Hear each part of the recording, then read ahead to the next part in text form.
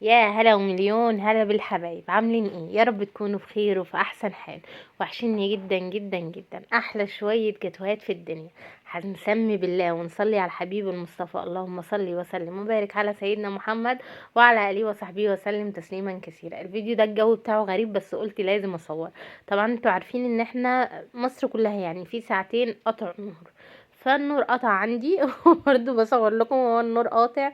واكتشفت ان انا ما عنديش عيش، كان عندي شوية دقيق كده طلعتهم. يا بسمة الدقيق غالي، ده دول 2-3 كيلو، انتي بتهزري؟ بصي يا جماعة، في ناس، يعني انا حماتي ربنا يديها الصحة واخت جوزي في افران في اسكندرية بتديهم البطاقة. يعني انا مثلا ليا ب3 جنيه عيش، طبعا مش باخدهم كل يوم، يعني كل 3 ايام بشتري ب3 جنيه عيش. بيديني كام؟ بيديني 60 رغيف تقريبا، لان ال20 رغيف بجنيه. ممكن تاخدي بجنيه قصاد بجنيه رغيف، اللي هم 20 رغيف بيديكي كيلو دقيق. مش كل الافران بتعمل كده، لان احنا اللي بتجيب لنا الموضوع ده اخت جوزي، فليا والحماتي يعني. فجبت كده ايه 3 كيلو دقيق. بيديكي في الفرن حصتك، بس بدل ما هي عيش بيديهالك دقيق. وال20 رغيف اللي هم بجنيه بيديلك قصادهم كيلو دقيق. تمام. فانا قلت هعمل ايه، هي حماتي ربنا يديها الصحه البطاقه بتاعتها دايما بتجيب بيها الدقيق وبنخبزه. يعني احنا عندنا في الدور الارضي هي عامله فرن ربنا يديها الصحه وانبوبه وكده، وبنخبز. فانا قلت المره دي بقى ايه، انا هخبز بقى ايه. وجبت الدقيق ودول شويه ميه دافيه، فضيت عليهم بكوين خميره فوريه و3 معالق سكر. دوبتهم كويس جدا مع بعض. طبعا زي ما قلت لكم الاضاءه رايحه في داهيه، حتى التليفون هنا الفلاش بتاعه ايه طفى بس برضو مصممين رغم الاحداث. جبت الدقيق حطيت عليه ملح، كل اللي حطيته على الدقيق ملح، والميه الدافيه عليها خميره وسكر وبس.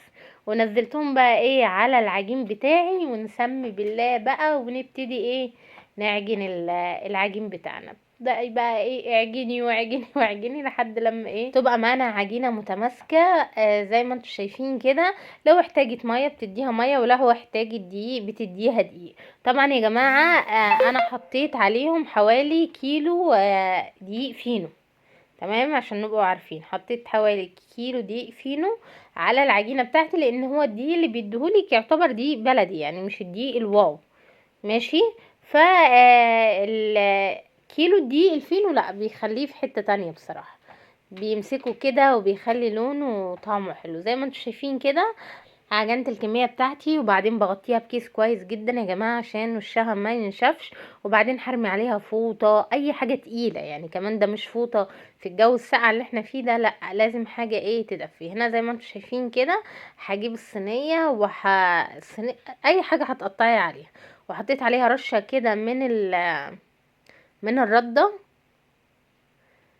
وبعد ما حطيت رشة من الردة بجيب العجين بتاعي بفتح جزء جزء، واهم حاجة ايه يبقى ايه متغطي كويس جدا زي ما قلت عشان ما ينشفش. وابتدي ان انا اكور العيش بتاعي. طبعا حماتي ربنا يديها الصحة لما بتعمل هي العيش، عارفين بيبقى العيش بقى اللي حجمه كبير، والعيش اللي هو بيقولوا عليه عيش مرحرح، عيش اخواتنا الفلاحين. بتعمل الرغيف ما شاء الله كبير، وغير اللي انا بعمله انا دلوقتي لا مقطعه الكور بتاعتي صغيره، وهعمله ايه الحجم بتاعه صغير. انتي بقى لو عايزه تعمليه زي العيش الكبير وحجمه كبير، لا كبري معاكي القطعيه. فانا زي ما انتم شايفين كده قطعته، وبرضو بغطيه. اهم حاجة لازم تغطيه عشان الوش ما ينشفش، لان الوش بتاع الكور بتاعت العجين لما بتنشف مش بينفخ معاكي في الفرن.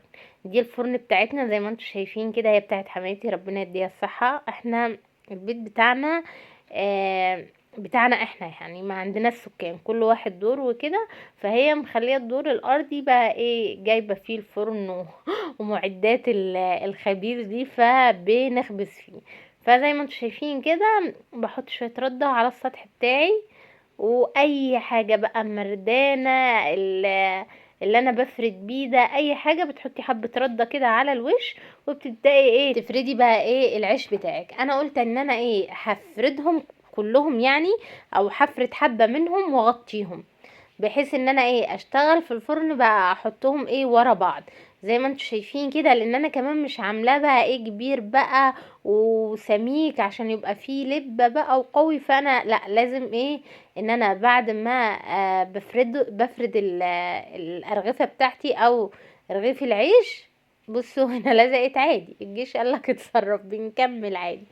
بفرده كله واغطيه بقى بفوطة او بقماشة نضيفة عشان خاطر يرفع معايا شوية، لاني حرفيا انا يعني انا لما جيت عجنت واليوم ده الدنيا عمالة تشتي، يعني الدنيا عمالة تمطر عندنا، فالجو كان صعب جدا، الجو كان ساقع، فلازم ايه ان احنا نغطيه عشان خاطر يرفع شوية معانا.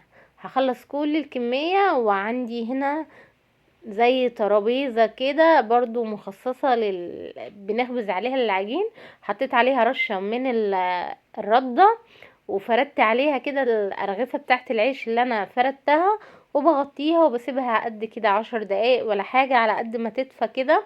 وبعدين ببتدي ان انا اخدهم، ببتدي بقى من اول واحد انا فردته وحطيته، وطبعا مشغله الفرن مسخناها كويس قوي. وهبتدي بقى ايه اخد العيش اللي انا فردته، هبتدي ان انا احطه في الفرن زي ما انتم شايفين كده. بجد الخبيز لا متعة يا جماعة، متعة وحلو جدا جدا جدا. واحلى حاجة فيه ان انا قاعدة جنب الفرن فالجو دفى، ما بقاش بسمة. انتوا عارفيني يعني فرن او بوتاجاز لازم احط ايدي، رغم ان انا بتلسع بس برضو لازم بحط ايدي، يعني مش عارفة ربنا يهديني.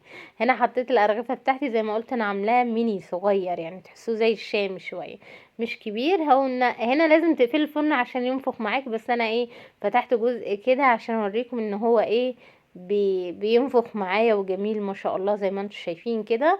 بطلعه طبعا وبحطه في اي حاجة بقى انت هتحطي فيها العيش بتاعك، وبعدين بغطيه كويس عشان خاطر ما ينشفش مني، بغطيه كويس قوي بعد ما بطلعه زي ما انتم شايفين كده. بسم الله ما شاء الله. عايزه اقول لكم معظم الارغفه بتاعتنا كانت منفوخه وجميله جدا، ومش كده وبس، هوريكم برضو الغدا. عملت غدا على السريع بعد ما خلصت خبيز عشان تعرفوا ان انا شطوره. اهو العيش بتاعي بسم الله ما شاء الله. عايزه اقول لكم باخد كميه بقى بعبيها في اكياس وبحطه في الفريزر. طبعا الناس هتقول لي يا بس ما هو اوفر ولا ان انا اجيب عيش. لا طبعا، لان انت حتى لو رمى معاكي ارغفه لا الخبيث هياخد منك وقت. الانبوبه يا جماعه، فاحنا عشان موجوده الانابيب عندنا ومتاحه الفرن، فعشان كده انا عملته يعني، وعشان ما عنديش عيش. لكن لو هنصحك انه اوفر بالنسبه لك، لا ان انت تشتري عيش في الفرن، ده احلى واطعم وانضف بكتير وطعمه في حتة تانية، بس مكلف شوية وبياخد منك وقت. ده الغدا المتواضع بتاعنا بعد ما خلصت بقى العيش ده. قلت لا ده احنا الجو ساقعة. هو العدس يعني اسكندرية او القاهرة ناس كتيرة اوي لما يكون الجو ساقعة فارقين، يا اما عدس يا اما محشي. وطبعا انا عشان كنت خابزه وكده ومفيش وقت، فانا عملت الاكله الشتويه السريعه الجميله بتاعتنا، شويه عدس يستاهلوا بقكم. وكان عندي حته قرنبيط سلقتها وعملتها، وجرجير والمخلل البيتي ده زي ما انتم شايفين كده. القرنبيط وجمال القرنبيط ايه رايكم؟ والله يا جماعه في حته تانية، يعني مش شكله بس اللي يفتح النفس، وطعمه كمان تحفه. والعدس خطير وفضل ونعمة من عند رب العالمين. هو ده فيديو النهاردة. لو عجبكم الفيديو شير ولايك بقى واشتراك في القناة وتفعيل الجرس، واشوفكم على خير.